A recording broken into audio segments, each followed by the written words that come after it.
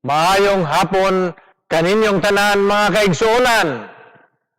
Hinaot nga niining kapunon malipayon kamo o naa kamo sa maayong panglawas.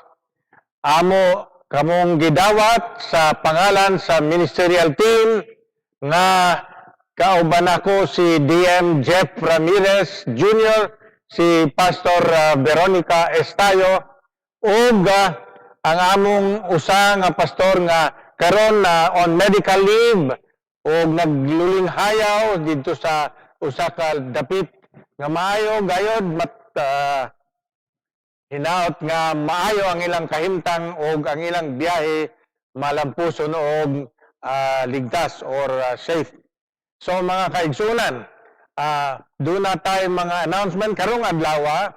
Gitawag kini og Christ the King Sunday or Kristo nga Hari, Domingo sa Kristo nga Hari. Mo kini nga nagaputi ang akong stola og sa sunod nga Domingo, unang Domingo na sa Advent. Og magbago na sa ang atong mga color sa stola. Anyway, mga announcements sa sunod nga Domingo ang atong mamumulong si Brother Franz Antonio og sa hapon ang inyong alagad. Karong adlaw nalipay ko nga ang atong tagapamulong mao ang atong Reverend Veronica Pio Estayo og siya magadala sa mensahe tungod kay karong Domingo usab gitawag kini og Domingo alang sa mga migrant workers. So migrant workers Sunday. So pag-usab amo kamong gidawat niining atong pagsimba karon.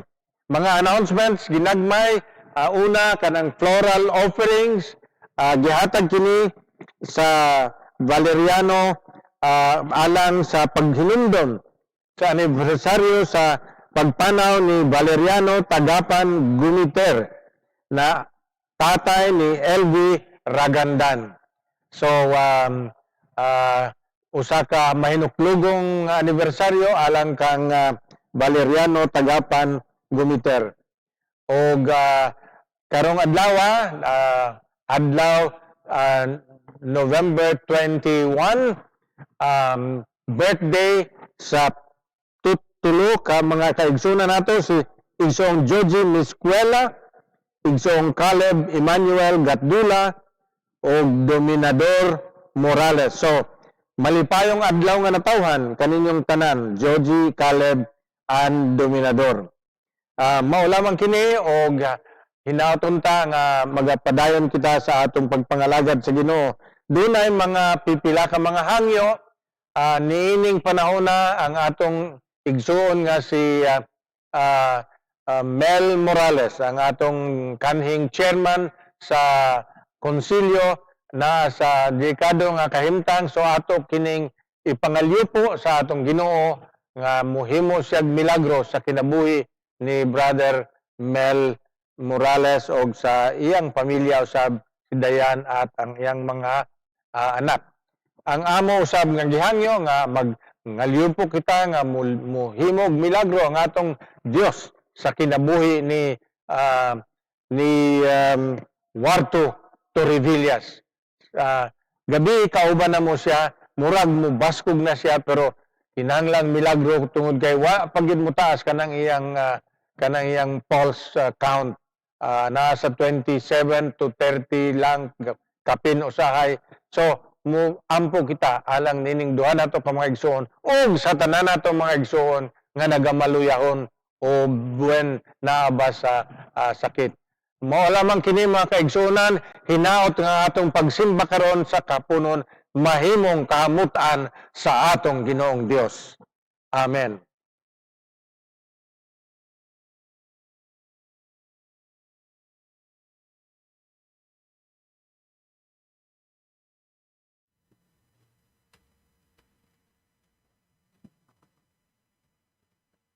Tawag sa pagsimba.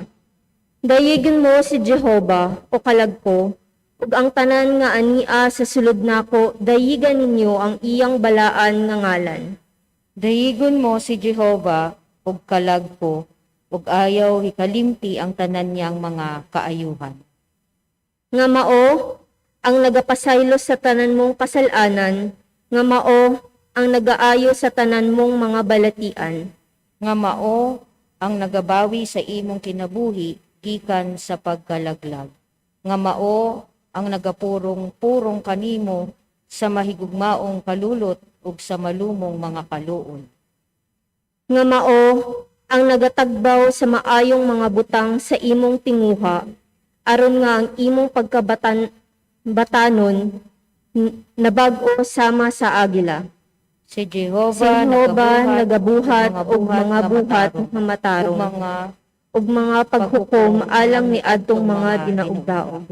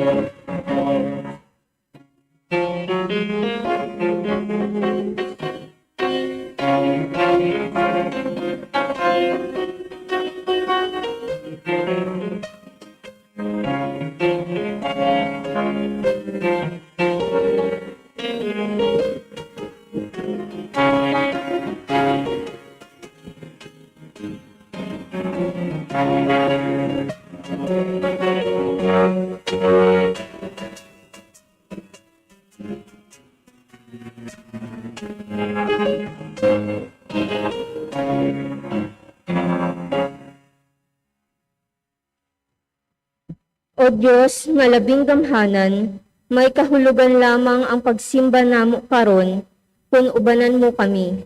Kay wala kami mahimo sa among kaugalingon, kawang ang panaghiusa kung wala ka sa among taliwala.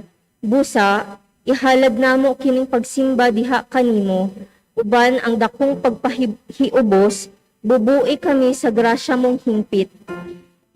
Ipakanaog ang imong balaang espiritu, kadilaabang pagbati namo kanimo, sa usag-usa. Hayagi ang among mga pananaw, aron amo kang makita. Ipasaka kini pangaliya namo diha sa espiritu, ug pagkabalaan mo. Tungod sa ngalan ni Hesukristo. Amen.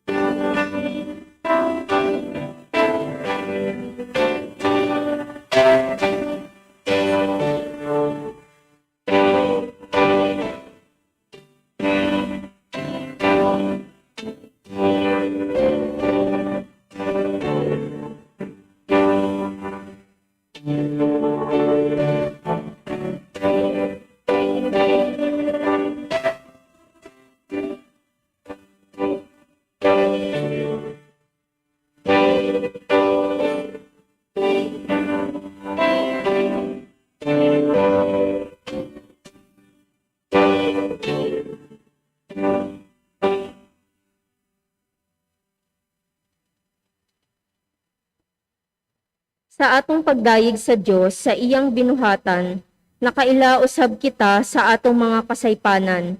Isugid nato kini sa Dios ug pangayuon ta kaniya ang kapasayloanan.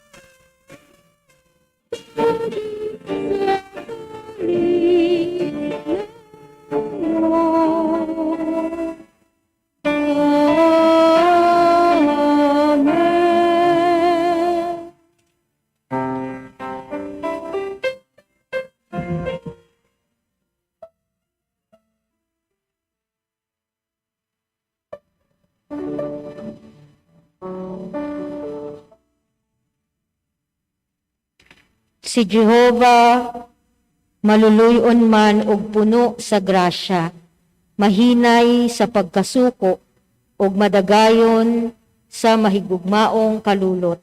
Dili man sa kanunay magabadlong siya, ni magatipig siya sa iyang kasuko sa walay katapusan.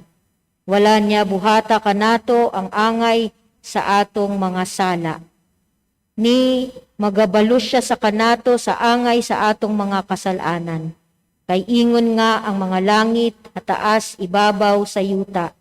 Ingon man kadako ang iyang mahigugmaong kalulot ngadto kanila nga may kahadlok kaniya. Ingon sa pagkahalayo sa silangan gikan sa kasadpan. Sa maong nga gilayon iyang gipahilayo kanato ang atong mga kalapasan.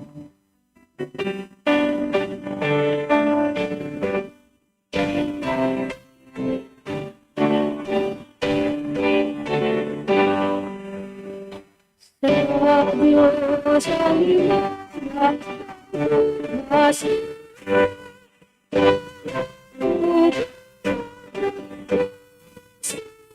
Jesus, ang atong pinuntilan niya. Ang atong pinuntilan niya.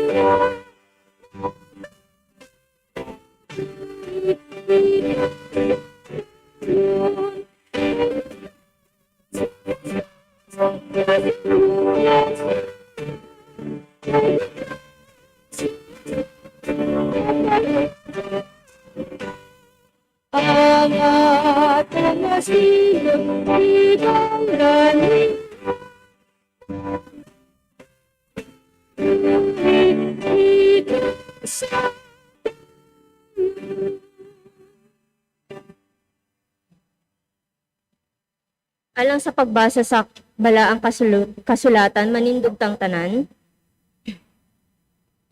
Ang pagbasa sa balaang kasulatan, makita diha sa Mateo Kapitulo 25, versikulo 31 hangtod sa 46. Kung ako nga anak sa tao, moabot na ingon nga hari, inubanan sa tanang anghel, mulingkod unya ako sa akong trono nga harianon. Ang tanang katawhan sa kalibutan, tigumon aron mo atubang kanako.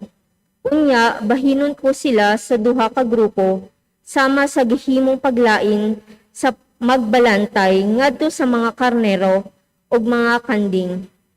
Ang mga tawo nga nagasunod kanako, ipahimutang ko sa akong tuo, ug ang mga tawo nga wala nagasunod kanako, ipahimutang ko sa akong wala. Ug ingon nga hari, muingon ako sa mga tawo sa akong tuo. Kamo nga gipanang langinan sa Dios nga akong amahan, ang kuna ninyo ang gingharian nga giandam alang kaninyo sukad sa pagbuhat sa kalibutan. Kaysa dihang gigutom ako sa inyong ako ninyo akong gipakaon, ug sa dihang giuhaw ako ninyo akong gipainom. Sa dihang nahimo akong dumuduong, gipadayon ninyo ako sa inyong balay. Sa dihang wala ako'y biste, inyo akong gibistihan. Sa dihang nagsakit ako, inyo akong giatiman. Ug sa dihang gipriso ako, inyo akong gibisitahan. Unya, mutubag ang mga matarong nga diha sa akong tuo. Ginoo, kano sa ka ba namo nakita nga gigutom ug among gipakaon, ug giuhaw ug among gipainom? Kano sa ka ba namo nakita nga nahimong dumuduong ug gipadayon sa among balay? O walay bisti ug among gibistihan? Kano sa ka ba namo nakita nga nagsakit o napriso ug among gibisitahan? Ako ingon nga hari mutubag. Ang tinuod, sa dihang gibuhat ninyo kini ngadto sa usa sa labing ubos nako nga mga igsuon sama ra nga gibuhat usab ninyo kini kanako. Unya, mingon ako sa mga tawo nga diha sa akong wala, pahawa kamo dinhi, kamong mga tingulo sa Dios. Dito kamo sa kalayo nga nagadilaab sa walay katapusan nga giandam alang kang Satanas og sa iyang mga anghel. Kay gigutom ako apan wala ninyo ako pakana, giuhaw ako apan wala ninyo ako paimna. Sa dihang nahimo akong dumuduong, wala ninyo ako padayuna sa inyong balay. Sa dihang wala ako'y bisti, wala ninyo ako bistihi. Sa akong pagsakit o pagkapriso, wala ninyo ako atimana. Unya mutubag sila, Ginoo, kano sa akaba namo nakita nga gigutom o giuhaw, o walay gidayunan, o walay bisti, o nagsakit, o napriso, o wala kami mutabang kanimo. Ug ako ingon nga hari mutubag, ang tinuod sa dihang wala ninyo tabangi ang usa sa labing ubos, nako nga mga igsuon, sama ra nga wala usab ninyo ako tabangi, ug kining mga tingulo, papahawaon og silutan hangtod sa kahangturan, apan ang mga matarong hatagan og kinabuhi nga walay katapusan. Mao kini ang matamis na nga pulong sa atong Ginoo. Salamat sa Diyos.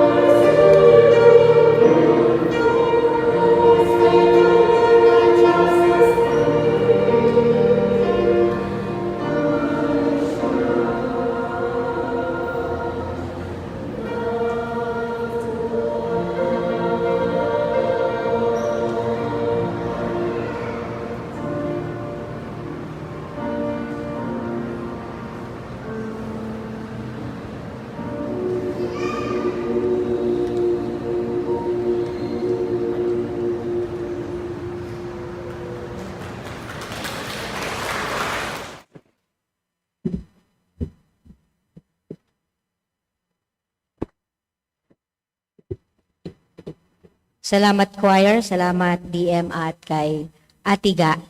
Isang magandang hapon po sa ating lahat. Magandang hapon din po. Ako po ang naatasan na magbigay ng mensahe sa hapong ito sapagkat ang ating mahal na Pastor Fritz ay nasa sa kanya pa ring panahon na patuloy na nagpapagaling sa kanya pong katatapos na operasyon. At ang ating naman pong administrative pastor na si Pastor Al ay nasa UCCP Paradahan. Ano po? Sa kanyang susunod na church assignment. Ako po'y anak ng isa ding Bisaya, pero ang problema, nakakaintindi na lang ako, pero yung magsulti, ayan, gamay na lang. Kasi dito na rin po ako lumaki sa Manila. So ang aking nanay na isang Bisaya ay from Southern Leyte. Ayan, sa may San Francisco, Southern Leyte. At ang aking tatay ay from Pangasinan, no? San Fabian, Pangasinan.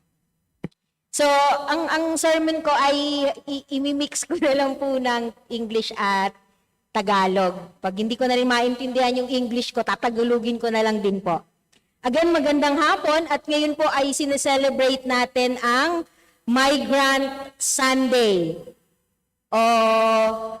Noon hindi ko pa siya naiintindihan. Ano ba yung migrant? Mas madaling salita. Ito po yung mga OFW. Ano po?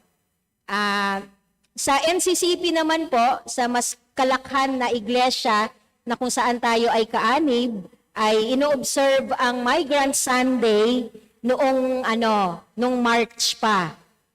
At ang United Nation ay sineselebrate po ang Migrant Sunday tuwing ika-18th ng December. So, next month pa.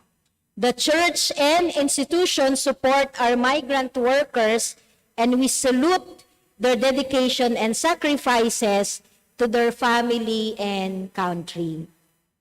Ang akin pong nanay used to be an OFW sa Riyadh, Saudi Arabia for 4 years. She was a dressmaker and I'm proud of her. Then and now, she is a tailor. Kahit po 82 years old na si nanay ay itong pandemic, itong last year na pandemic, medyo talagang ang mga senior citizen ay hindi po pwedeng lumabas. Pero sa akin po, kahit pwede nang lumabas, ayoko pa rin pong palabasin ang nanay ko sapagkat nga 82 years old na si nanay. No? Then and now, nananahi pa din po siya at minsan, pagka naiisip niya na hindi na nga siya pwedeng mamasyal, lumabas, pumunta magsimba, ang iniisip niya ay gusto niya na lang daw pong manahi para yung kanyang tuhod at yung kanyang balikat ay in a way na i-exercise pa din po. Ano? Then and now, she is a great mother and always will be. She was forced to work there in order to pay our then growing debt in my siblings sa pagpapaaral ng aking nanay sa aking mga kapatid ay nakautang ang aking nanay.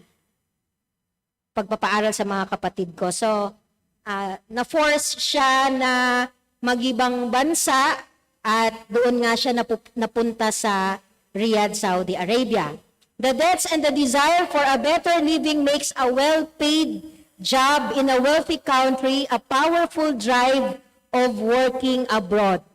Who knows what sacrifices and pains she and the rest of our OFWs had to go through in foreign lands and foreign people just so families won't starve and drown into debts just to access basic rights.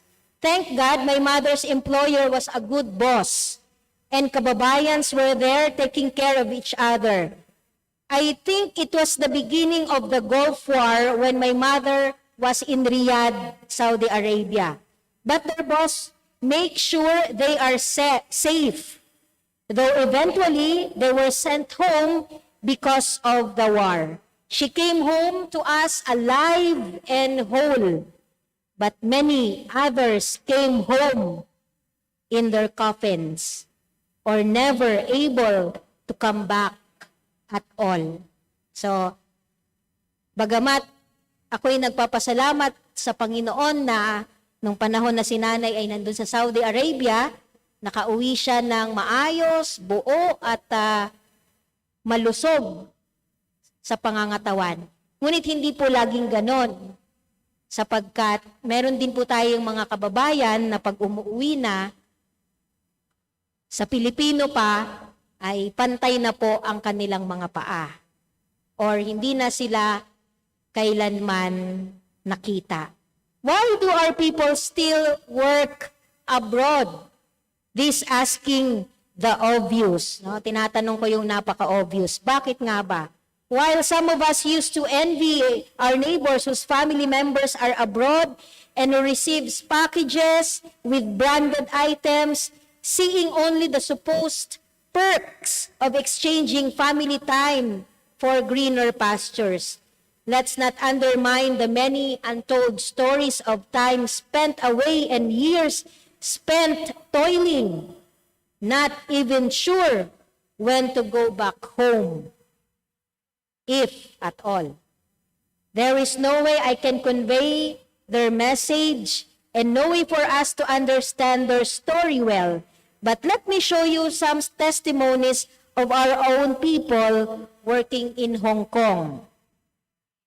Ang una po na magta-testimony ay dalawa po sila, si Ate Grace Iniceto, isang domestic helper sa Hong Kong, at si Kuya Anthony Medina, isang small boat seafarer. Let us try to listen to them at least. Good day. I'm Grace Inicito, 32 years old. I arrived in Hong Kong 21 August 2020. I underwent 14 days of quarantine. I started work to my employers September 4, 2020. Before I am able to start working at my employer's flat in Happy Valley, it was very unforgettable experience that happened to me, sleeping inside the toilet bowl. My employer assigned me to sleep and eat my meals in narrow toilet bathroom. The narrow space beside the toilet bowl is only space that I can spread on the floor, the age 10 mattress that I slept on. I cannot sleep well because it was narrow, that I cannot stretch my legs. I also felt dehumanized and felt self-pity. After a week working with my employers, I request them to allow me to sleep anywhere in living room and their study room that is not being used because sleeping in the toilet beside the toilet bowl is not okay and that it's unhealthy. My male employer argued to me to stop calling my room. That toilet, he said, is not a toilet, it is mixed room or super room. I felt so sorry that I'm unlucky to have as my employers. At first, I decided to stay on because my family needs me back in the Philippines. I need to work, support their needs, especially my 2 children. Later, I decided to give my employers 1 month of notice of termination because as days passed by, I felt like not human being sleeping inside the toilet beside the toilet bowl. However, on 15th October 2020, my employer suddenly wanted to me bring to the airport in evening to depart Hong Kong and a booked flight back to the Philippines on October 16, 2020. I called 999 for help from the police. Later, I was rescued by the Beaton House that night.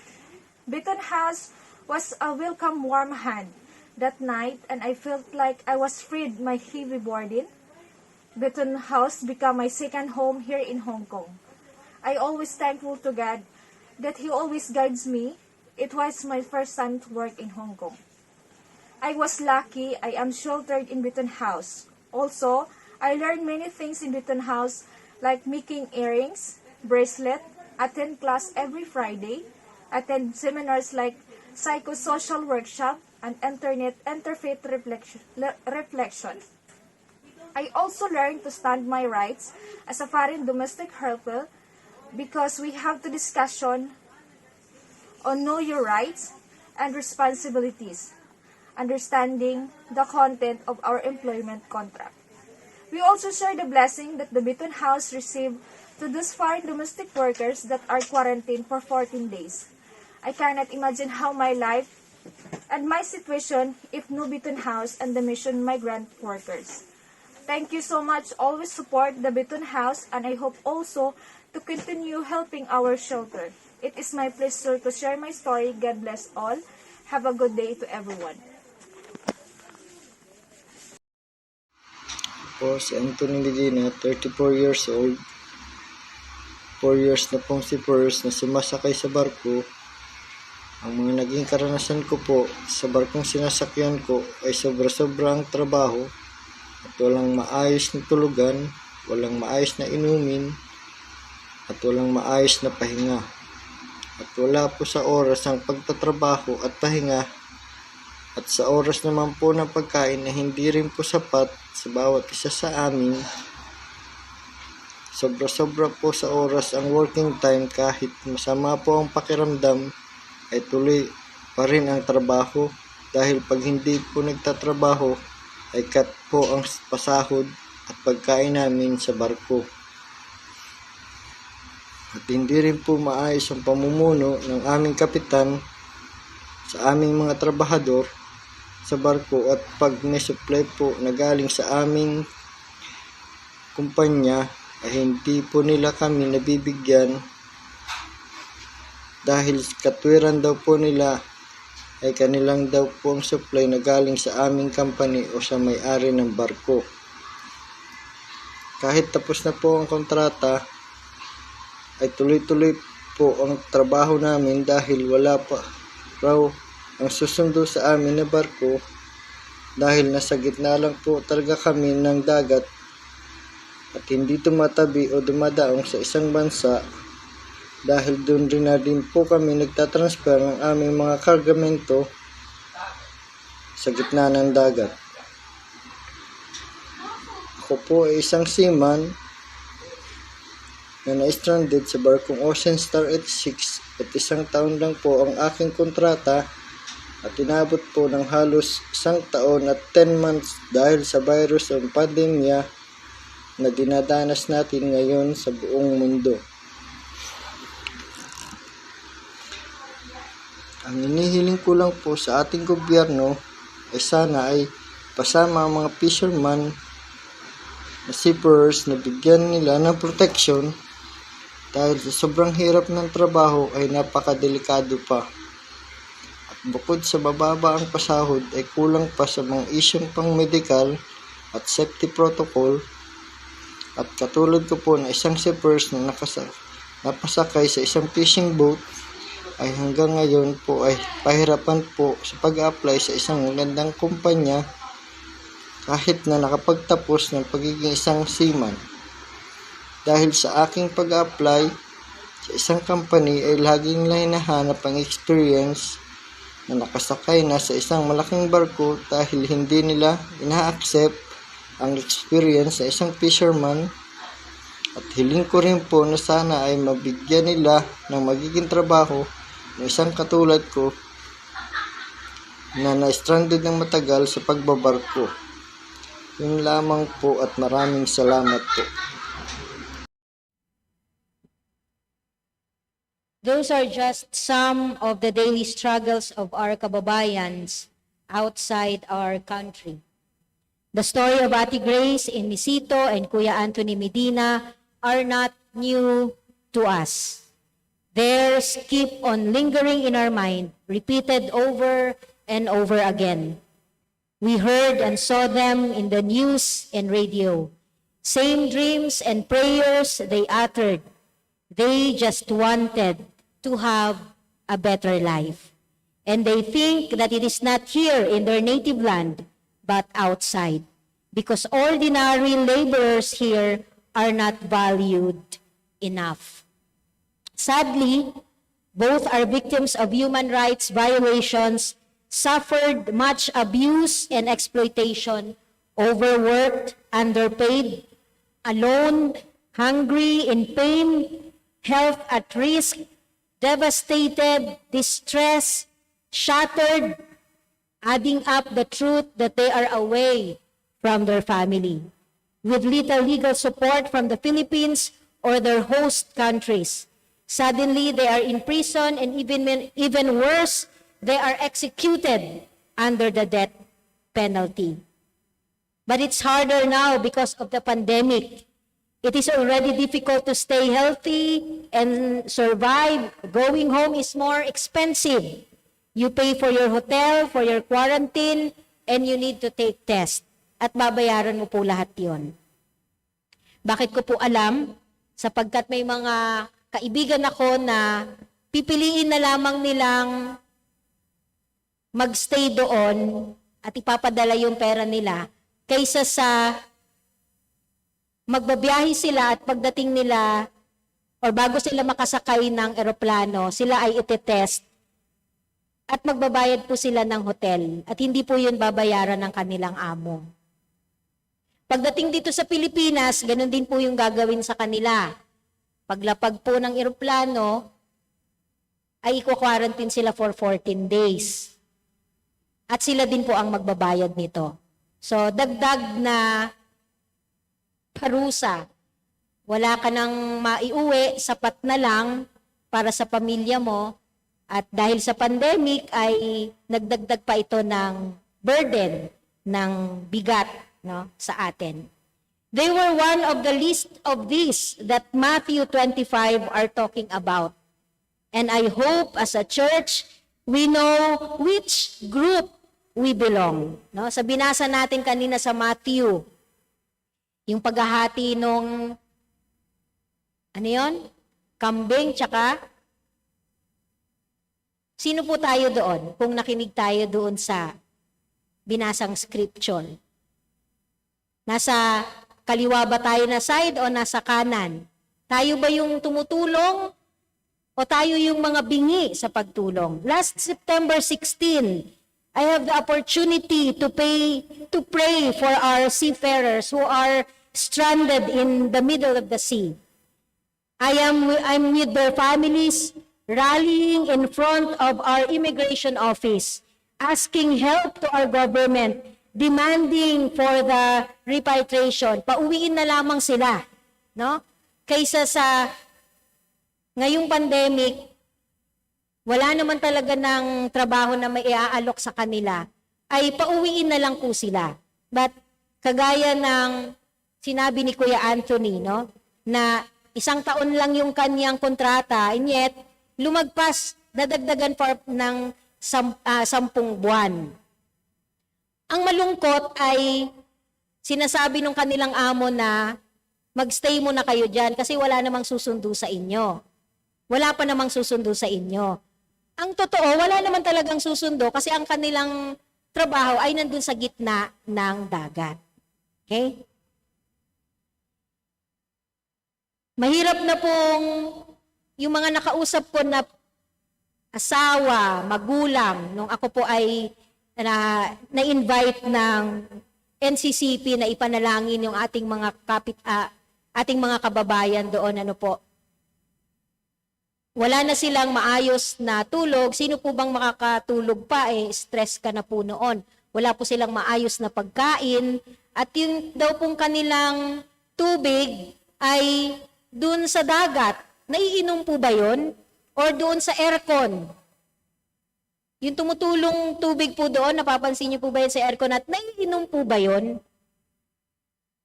So, napakahirap ng kanilang kalagayan. But that one prayer, yung panalangin na ginawa ko ay hindi po yun sapat. Sapagkat dapat ay may kasama akong manalangin at ang hihingin kong kasamang manalangin ay walang iba kung hindi kayo. Pray harder. Pray with action and do something sa kalagayan nila. Last Saturday, November 13, while the Board of Evangelization and Mission preparing for their monthly food feeding, I got a message again from NCCP, a friend seeking help, no, for some 3 seafarers who just arrived from Dubai without food and water. It must be an answered prayer na tayo po sa mga panahon na yon ay nakaschedule para po magbigay ng pagkain sa mga street dwellers. Na pag-alaman ko na sila nga po ay galing sa Dubai at sila po ay na-quarantine sa Cebu for 14 days. Pero pag uwi nila dito, nung gabi na yon,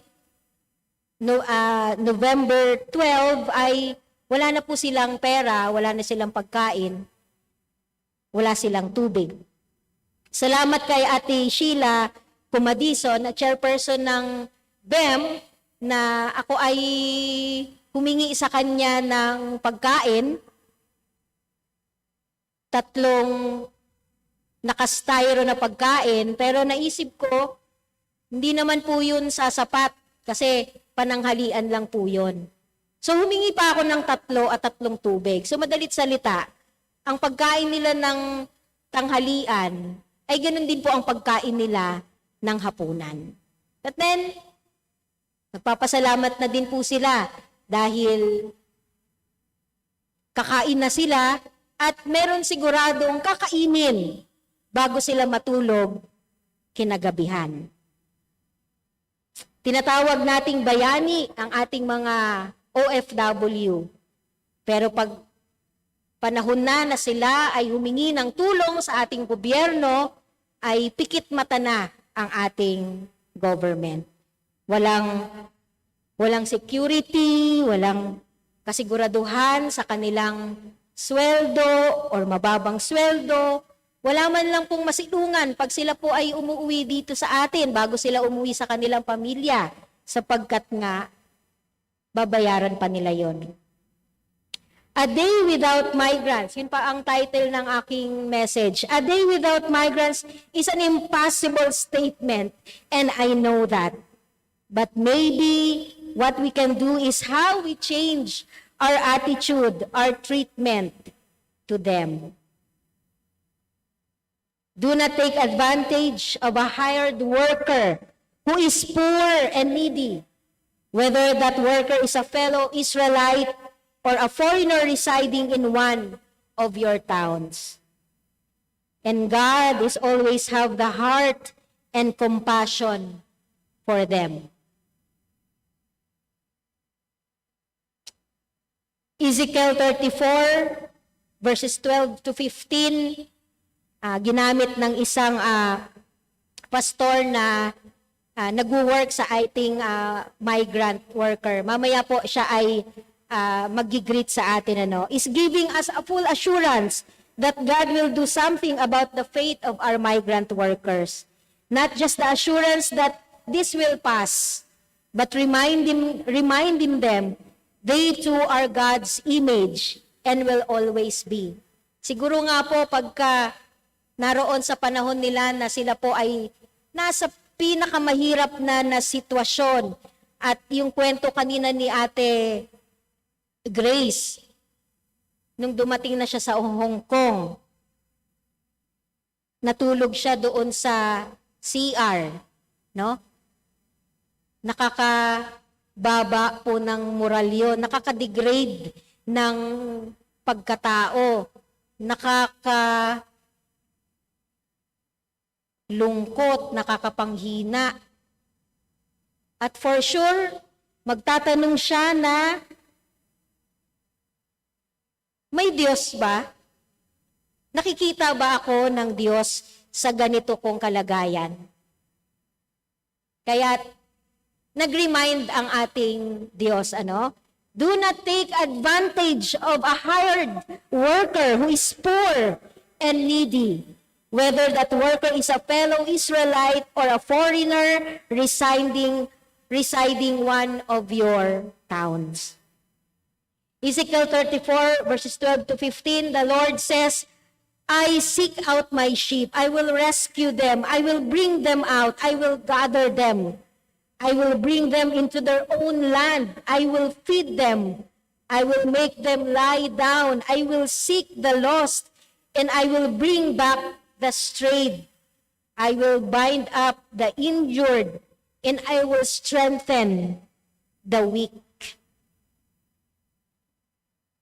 Can you hear the length that God will go to get you, to rescue you, to bring you back to a place of security and safety, like the Israelites exiled to Babylon? Today's Filipino migrants could feel like God had abandoned them. And maybe that they abandoned God during this pandemic. But still, God pursues them with love and leads them towards a freedom and healing. If you're a migrant, you might understand what those Israelites felt like. You've lost every piece of certainty. You've lost your faith in your God. You've lost confidence in yourself and your abilities. And you may even feel as though God has truly abandoned you. Through it all, God never abandoned you, never abandoned us. Still, God wants to do more than pursue you out of love and provide for your needs of green pastures. God also pursues justice. Naniniwala ako na yung mga amo na alam nila po na sila ay nagiging sobrang salbahe sa kanilang mga katulong, mga kasama sa bahay. God also pursues justice.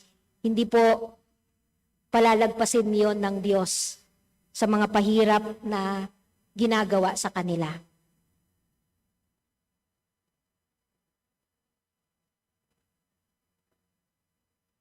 I hope that we could join with them, partners with them, helping our migrant workers and their families, and we become the hope and help they all seek. Ang bawat isa ay tutugon sa mga taong nangangailangan, lalo na ng ating mga kababayan na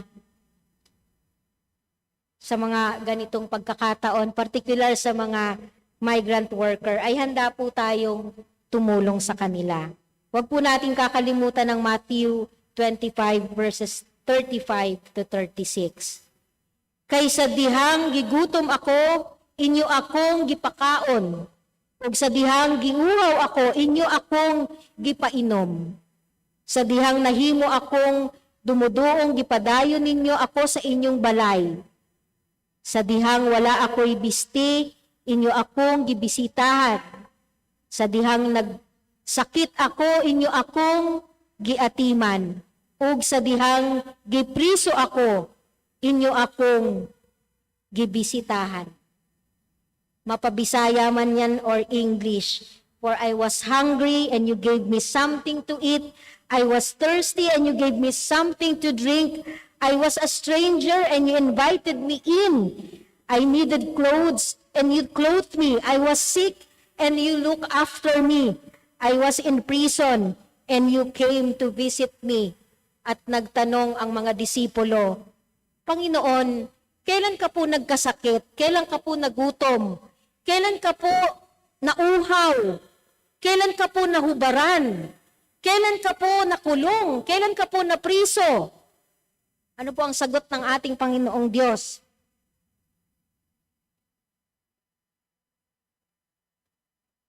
Sa mga tulong na ginagawa ninyo sa inyong mga kababayan, sa pagpapatuloy ninyo sa inyong mga tahanan, sa pagbibigay nyo sa kanila ng pagkain, ng tubig, sa pag-aalaga nyo sa kanilang mga panahon na sila ay nagkakasakit.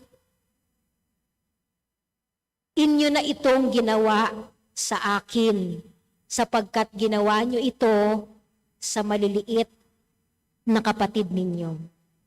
Lastly, 2022 election is coming and we can stop it. Hopeful candidate will strikes again and please us, gives false hope and try to convince us to vote for them. Please naman, let us educate ourselves at matuto tayong lahat sa kung anong nangyayari sa ating kapaligiran at sa kung anong nangyayari sa atin ngayon sa ating bansa. Let us once again challenge us to vote wisely. Sino po ba si wisely? Think deeply and vote seriously in ensuring that our leaders will take seriously of serving her people. And one of these issues, sa madaming issues, ay ito pong ating mga kapatid na OFW.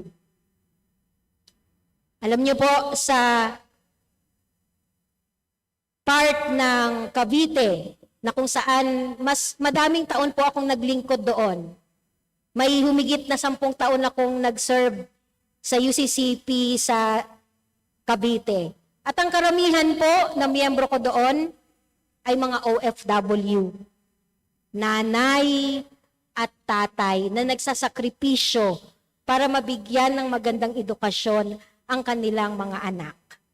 Pero pag uwi, merong mga panahon na pag dinadalaw ko po sila, sila po ay tulala.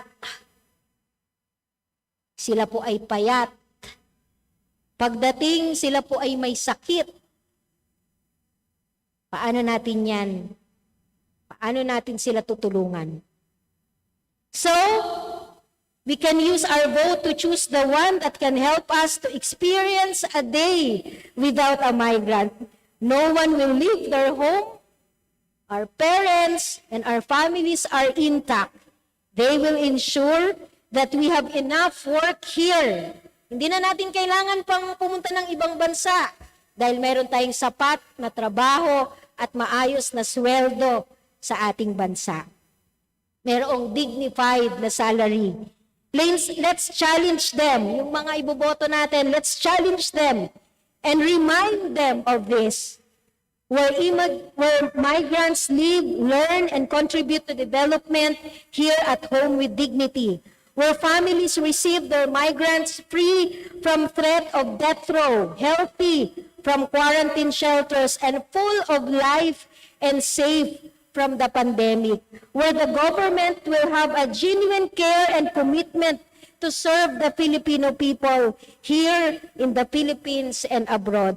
Where the government that will prioritize social and economic reforms and industrialization, which will augment the economic situation and condition of the Filipino people in a society full of abundance, justice, and lasting peace.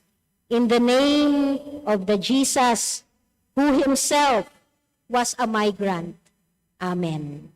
Bago po tayo magpatuloy, ay nais ko po na marinig natin yung pagbati ng atin pong manggagawa na tumututok po sa mga migrant workers. At sasabihin ko din po na maari po tayong lumapit sa ating national office at humingi ng tulong para yung atin pong mga kapatid ay matulungan natin kung sakali naman po na mayroon talaga silang problema. At isang magte-testify po dyan si Pastor Al na nakatulong po siya sa isang member natin dito, no? Dito mismo sa Bisaya. At nagpapasalamat tayo dahil agaran na tumulong yung dole, no? Yung dole.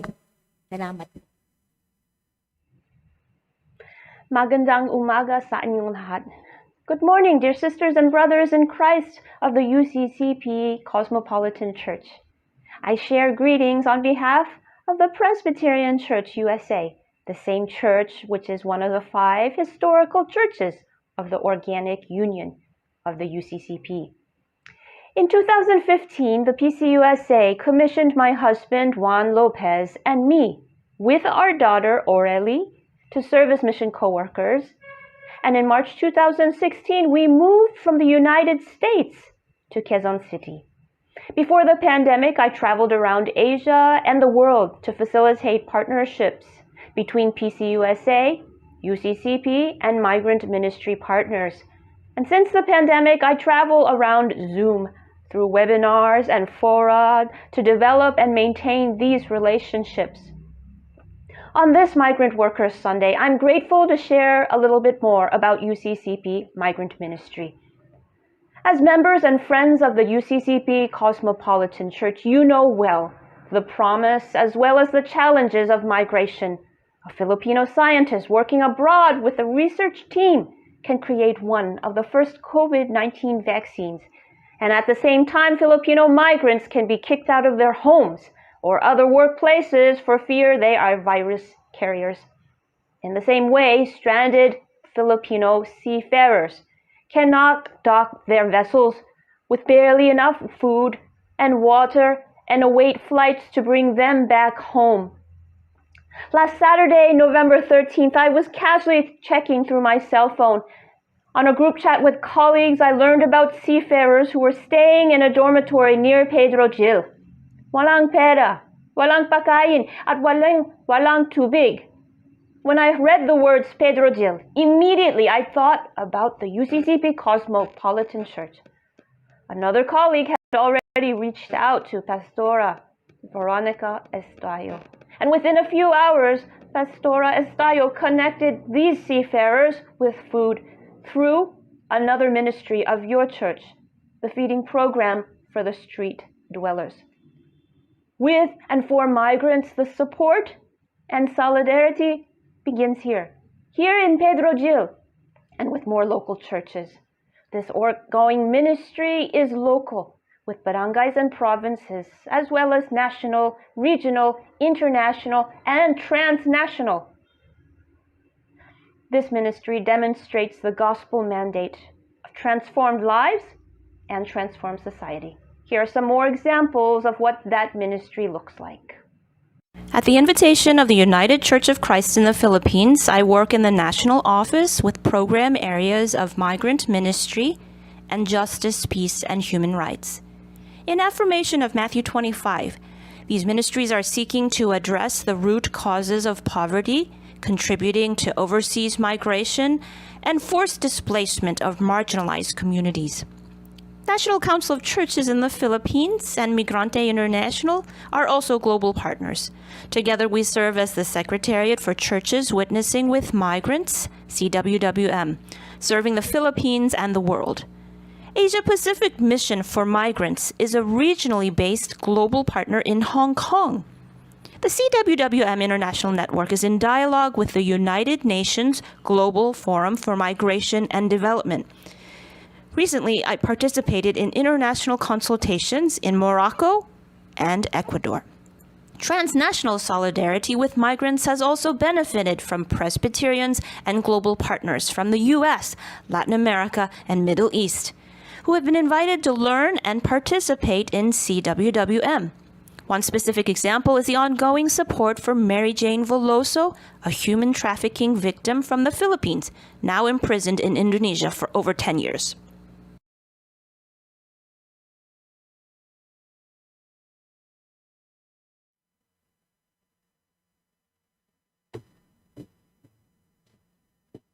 Pagtugyan sa kinabuhi o kinitaan, ang grasya sa atong Ginoo sa matag usa ka nato walay paglubad. Gikan kaniya ang tanan nga ania kanato.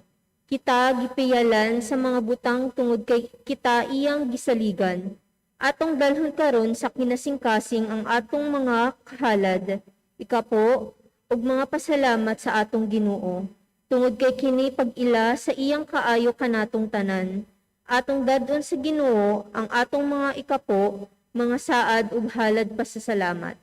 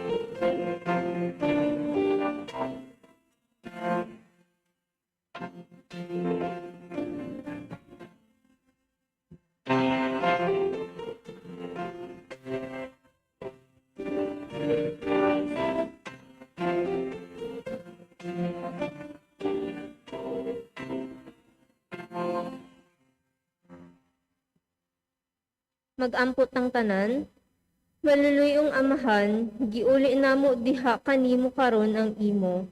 Ang among mga panginabuhi ug mga trabaho nagagikan kini kanimo. Ang kinabuhi ug kusog nga gigamit namo sa pagbuhat, imo kini usab.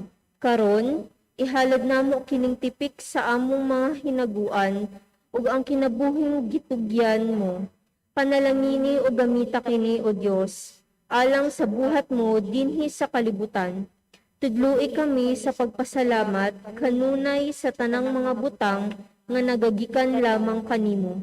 Kini ang among mga pag-ampo, inubanan nga dakong pagpasalamat sa ngalan ni Jesus. Amen.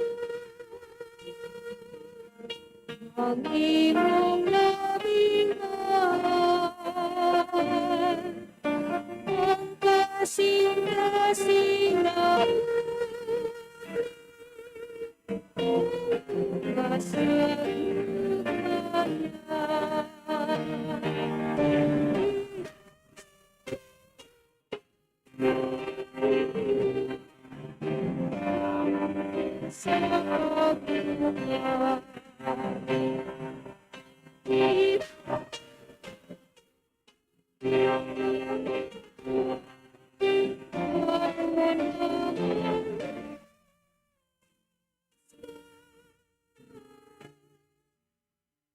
Awas puso ko ihatag mong kay Jesus,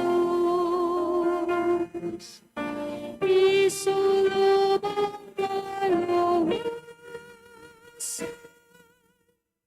ihang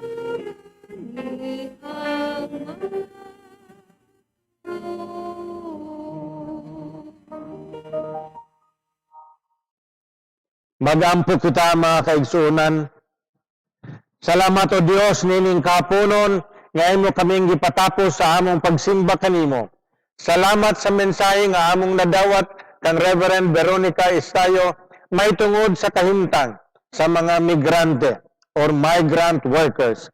Hinaot unta o Dios nga imong panalanginan ang mga migrante, mga nagatrabaho sa gawas sa nasod, naa sa mga barko, o naapod sa ubapang mga matang sa trabaho. Protektahi sila Ginoo, o hinaot nga imo usab panalanginan ang mga pamilya nga nahibilin dinhi, labi na ang ilang mga anak. Nga mudako unta kini sila, nga dili mahimulag kanimo, nga hinaot unta nga mga ginikanan niining mga nahibilin, makakat-on sa pagdala sa ilang mga bata dinhi sa simbahan aron kanunay silang bantayan o mamatuto sila sa Kristohanong pagkinabuhi. O Dios, amo usab nga giampo nga ikaw magapanalangin sa ministeryo sa UCCP, sa migrant workers, ang trabaho ni Reverend Kathy Chan, ang trabaho sa United Methodist Church, ang trabaho ni Reverend Sol, at hinaoton tao Dios nga imong panalanginan kini nga mga ministeryo sa among simbahan tungod sa kadako, sa kahalaga, sa importansya nini nga trabaho. Panalangin o Dios kaming tanan, labi na kining among iglesia sa iyang pagpadayon sa pagministeryo. Ayuhon mo Ginoo ang tanan nga mga may sakit, ug paligunon mo, ug ayuhon mo, ug muhimo kaunta o Dios og milagro sa kinabuhi ni Mel Morales ug ni Brother Warto Torrivillas. O Dios, among giampo kini ilang mga pamilya, ligunon mo sila o Dios, ug panalanginan mo sila. Kini o Dios, amo gayud nga giampo nga ikaw magabantay usab sa tanan nga mga frontliners ug sa tanan nga mga matang mga sangay sa gobyerno nga nagasilbi sa mga tao nining panahon sa COVID. Panilanginan mo o Dios ang ministerial team sa Cosmopolitan Church, ilabi na ang among igsoong Fritz Jordan S. Mata, karon na sa medical leave, ikaunta magabantay kaniya o Dios. Ug asa man siya karon nga lugar sa iyang pag-recreate o sa iyang pagpaligon sa iyang kaugalingon, sa iyang kinabuhi, bantay siya o Dios, kauban na ang iyang panon ug asa man sila karon. O Dios, ikaw magapanalangin kanamo kanunay, magabantay kanunay kanamo. O kining tanan o Dios, among gisalig, among gipangayong nga madawat namo ang tubag. Pinaagi o galang sa among Ginoong Jesucristo, among manluluwas o Ginoo. O karon atong dawaton ang panalangin gikan sa atong Dios. Ang Dios Amahan nga makagagawom sa tanan, magbubuhat sa langit ug sa yuta. Ug ang grasya sa atong Ginoong Jesucristo nga nagaluwas kanato sa atong kasalanan ug nagahatag kanato og kinabuhi nga walay katapusan. Ug ang pakigambit sa Balaang Espiritu Santo magauban kanunay kanato gikan karon ug hangtod sa walay katapusan. Hinaot pa, hinaot pa.